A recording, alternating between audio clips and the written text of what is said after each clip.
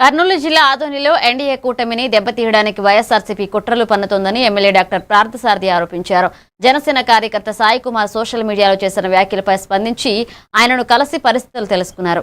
జనసేన కార్యకర్తలకు ఎలాంటి అన్యాయం జరగకుండా చూసుకుంటామని, వారి సమస్యలను వ్యక్తిగతంగా పరిష్కరిస్తామని హామీ ఇచ్చారు.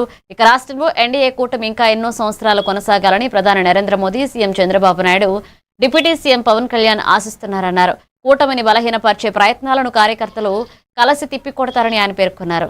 సాయి కుమార్ జనసేన పార్టీ నాయకులు సోషల్ మీడియాలో తన ఆవేదనను వ్యక్తం చేయడం అన్నది నేను చూసిన వెంటనే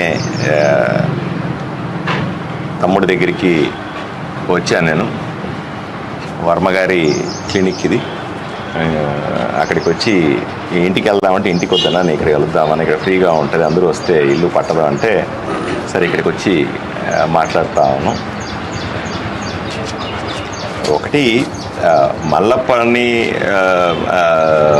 నేను అసెంబ్లీ నుంచి వచ్చిన తర్వాత వెంటనే కలవలేదు అన్నది ఒక తమ్ముడు ఆవేదన వ్యక్తం చేస్తూ ఉన్నాడు. నేను అసెంబ్లీ నుంచి రాగానే మల్లప్పకు ఫోన్ చేశాను. ఫోన్ చేస్తే ఆయన బెంగళూరులో ఉన్నాను, ఆరోగ్యం బాగలేదు, సమయం పడుతుందన్నారు. 2 రోజుల తర్వాత వస్తానని రాలేదు. మళ్ళీ ఇంకా ఆయన ఊర్లోకి రాలేదు కాబట్టి కలవలేకపోయినా, అంతే తప్ప మల్లప్ప గారిని, ఎందుకంటే రోజు సోషల్ మీడియాలో జన సైనికులందరూ చూస్తూ ఉన్నారు. తెలుగుదేశం పార్టీలో ఉన్నట్టు అందరినీ కలుస్తాను, పై నుంచి కింద దాకా ప్రతి లీడర్ని కలుస్తా పోతా ఉన్నాను. సో తర్వాత అదే సందర్భంలో బీజేపీ వాళ్ళందరినీ కలుస్తా ఉన్నాను, ఊర్లో అన్ని సమస్యల మీద అందరినీ కలుస్తా ఉన్నాను.